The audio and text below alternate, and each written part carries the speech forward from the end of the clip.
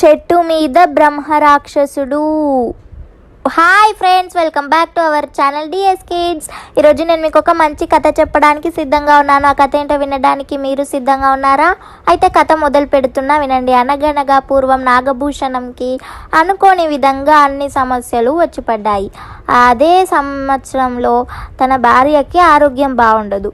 చాలా డబ్బులు అవసరం అవుతాయి ఆరోగ్యంకి, వైద్యంకి. ఇంకా అతను చేసేదేమీ లేక అప్పు తీసుకొని తన భార్యకి వైద్యం చేయిస్తాడు. ఇంకా అదే కాకుండా అదే సంవత్సరంలో కూతురికి కూడా చాలా మంచి సంబంధం వచ్చిందని, మళ్ళీ సంబంధం ఎక్కడ దూరం అవుతుందో అని మళ్ళీ అప్పు తీసుకొని నాగభూషణం కూతురికి పెళ్లి చేస్తాడు. ఇంకా అప్పులన్నీ తీర్చడానికి తన పొలంని నమ్ముకున్నాడు నాగభూషణం. తన పొలం మీదనే అన్ని ఆశలు పెట్టుకున్నాడు. కానీ పాపం నాగభూషణం ఆశలు అడియాసలైపోయాయి. వానలు సరిగ్గా పడక పంట సరిగ్గా రాదు. ఇంకా నాగభూషణంకి అప్పు ఇచ్చిన అతను, నువ్వేం చేస్తావో నాకు తెలీదు, నా డబ్బుల్ని నాకు ఇవ్వు, నువ్వు ఉంటున్న ఇల్లునైనా అమ్మేసి నీ ఉన్న కాస్త పొలంని రెండింటిని అమ్మేసి నాకు నా అప్పు ఇవ్వు అని నాగభూషణం గొంతు మీద కూర్చున్నాడు, పీకల మీద కూర్చున్నాడు. ఇంకా నాగభూషణం అన్ని విధాలుగా ప్రయత్నించినా తను ఇంకా ఏం చేయలేకపోయాడు. ఇంకా నాగభూషణం ఒకరోజు రాత్రి, ఇంకా అతను నా వల్ల కాదు, చనిపోతాను నేను అని అనుకుంటాడు నాగభూషణం. అనుకొని తన దొడ్లో ఉన్న కుంకుడుగాయ చెట్టు దగ్గరికి వెళ్తాడు.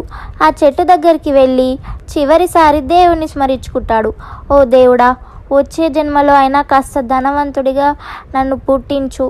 ఇలా డబ్బు లేని జీవితం ఇలాంటిది నాకు వచ్చే జన్మలో వద్దు దేవుడా, వద్దు అని దేవుని తలుచుకుంటాడు నాగభూషణం. ఇంకా అంతే, సడన్గా నాగభూషణం ముందు ఒక మూట పడుతుంది. ఆ మూట చూశాడు నాగభూషణం. ఏంటిది, ఎక్కడి నుంచి పడింది అని ఆశ్చర్యపడిపోయి మూట తీసుకొని చూస్తాడు.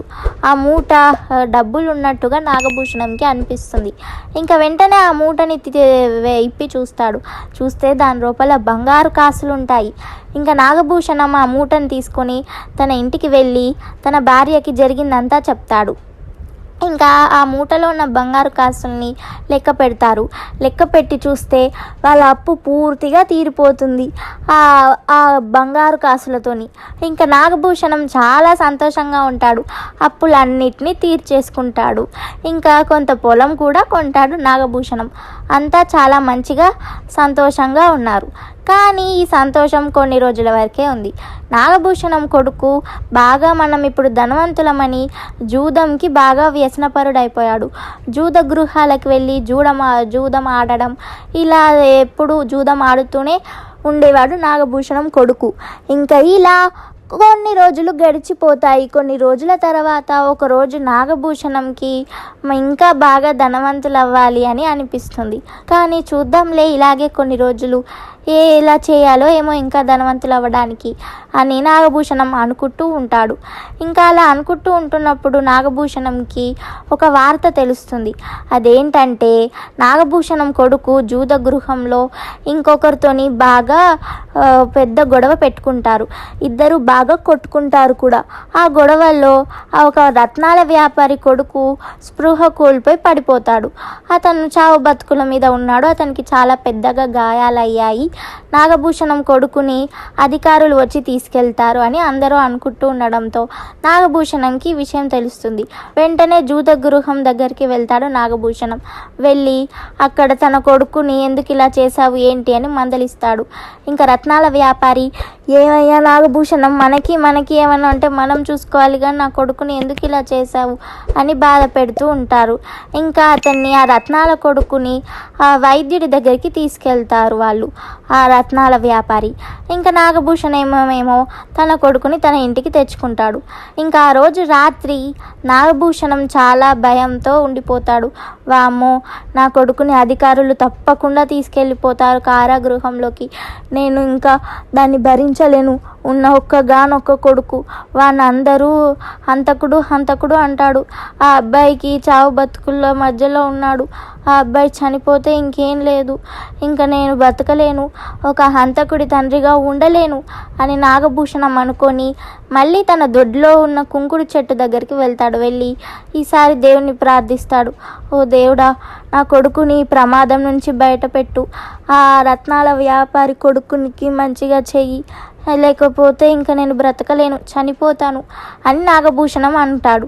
ఇంకా నాగభూషణంకి ఒక గొంతు ఇలా వినిపిస్తుంది, ఆ రత్నాల వ్యాపారి కొడుకు బాగానే ఉంటే నువ్వు ఆత్మహత్య చేసుకోవాల్సిన అవసరం ఏమిటి అని వినిపిస్తుంది. అప్పుడు నాగభూషణం ఉలిక్కి పడి లేచి ఈ గొంతు ఎక్కడి నుంచి వచ్చింది అని చుట్టుపక్కలంతా చూస్తాడు. కానీ గొంతు ఎవరిదో తెలీదు. ఈ మాటలు దేవుడివే అయ్యుండొచ్చు అని నాగభూషణం అనుకొని రత్నాల వ్యాపారి ఇంటికి వెళ్తాడు. రత్నాల వ్యాపారి ఇంటికి వెళ్ళి రత్నాల వ్యాపారితో ఇలా అంటాడు, ఏమయ్యా, మనకి ఉంటే మనం చూసుకోవాలి కానీ మన పిల్లల్ని ఎందుకు లాగుతావు? మీ అబ్బాయికి అంతా బాగానే ఉంది, అంతా కట్లు కట్టి నాటకం ఆడుతున్నావు కదా, ఎందుకు నా కొడుకు జీవితం ఇలా నాశనం చేయాలనుకుంటున్నావు అని నాగభూషణం అంటాడు. అప్పుడు రత్నాల వ్యాపారి సమాధానం చెప్పేలోపే అతని కొడుకు లేచి, అబ్బా నాకంత చిరాగ్గా ఉంది, ఒంటి నిండా ఈ కట్లు, చిచి అని కట్లని తెంపేసి మంచిగా లేచి కూర్చుంటాడు.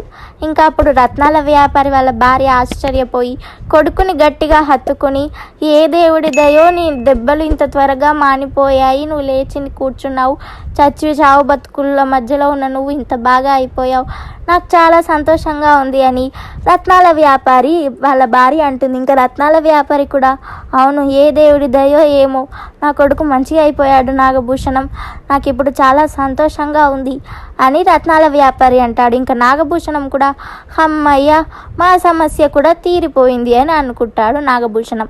ఇంకా ఇలా కొన్ని రోజులు గడిచిపోతాయి. కొన్ని రోజుల తర్వాత నాగభూషణంకి, నేను ధనవంతున్నే, లక్షాధికారినే, కానీ నా దగ్గర కోట్లు విలువ చేసే ఆస్తి అంతగా లేదు, కోట్లాధిపతిని కాదు, నేను ఎలాగైనా ఆస్తిపరుని కోట్లాధిపతిని అవ్వాలి, నేను 2 సార్లు ఆత్మహత్య చేసుకుంటానంటే నాకు సహాయం చేశాడు దేవుడు, ఈసారి కూడా చెయ్యడా ఏంటి అని నాగభూషణం అనుకొని మళ్ళీ ఆ రాత్రిపూట తన దొడ్లో ఉన్న కుంకుడు చెట్టు దగ్గరికి వెళ్తాడు. వెళ్ళి, దేవుడా నేను చచ్చిపోతాను, నన్ను కోట్లాధికారిగా మార్చు దేవుడా దయచేసి అని వేడుకుంటాడు.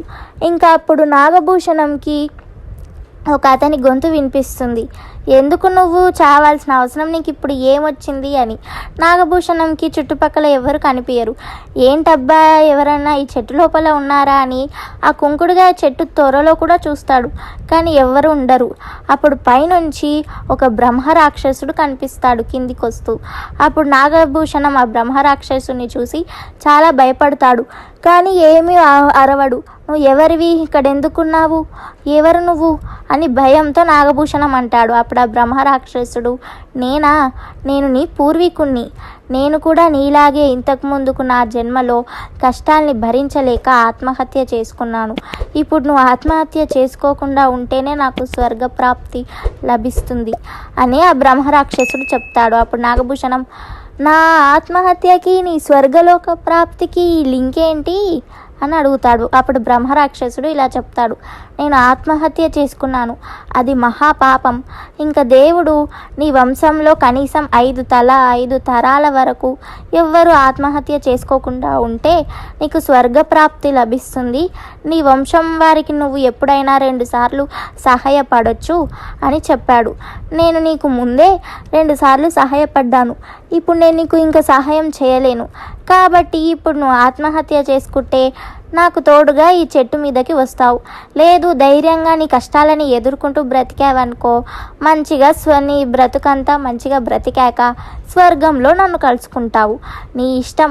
దేవుడు మనిషికి కొంత జీవితకాలం ఇచ్చి బ్రతకమని చెప్తాడు, దాన్ని మంచిగా ధైర్యంగా బ్రతకాలి, ఇలా ఆత్మహత్యలు వాటికి ఇలాంటి పనులు చేయొద్దు అని ఆ బ్రహ్మరాక్షసుడు చెప్తాడు.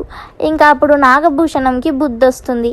ఇంకా అప్పటి నుంచి నాగభూషణం ఎప్పుడు ఆత్మహత్య చేసుకోవాలి అని అనుకోలేదు.